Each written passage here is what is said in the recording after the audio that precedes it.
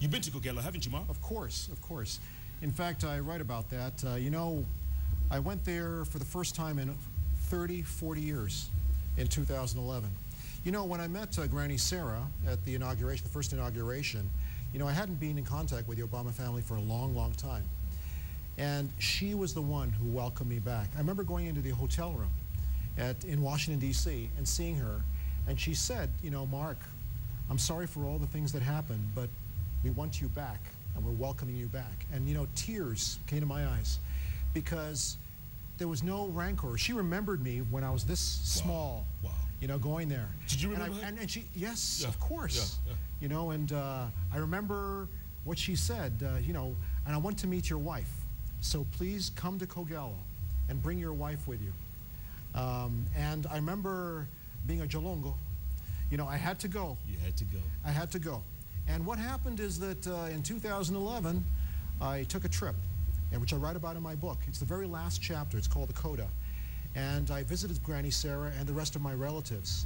And it was very emotional, very powerful. Yeah. And your dad's grave, you saw it for the first time, obviously. I saw my dad's grave for the first time. Yeah. It was shocking because I thought that the grave would be, Granny Sarah lives on a farm, and she's got a very simple, modest house. I don't know if you've been there. I've been there.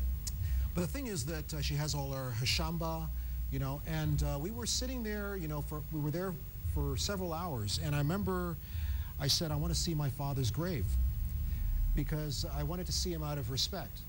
And I remember that there was a time, a long time ago, I didn't want to go near my father.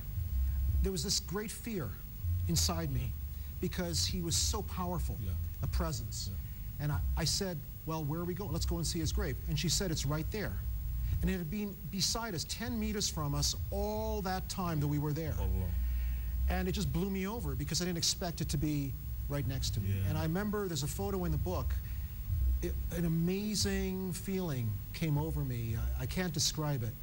But to see, and also I saw my grandfather's grave, whom I consider the first global citizen, Onyango Obama, who was an amazingly powerful man, and he was the one who I think truly went all over the world and brought back this international, this global spirit to the Obama family.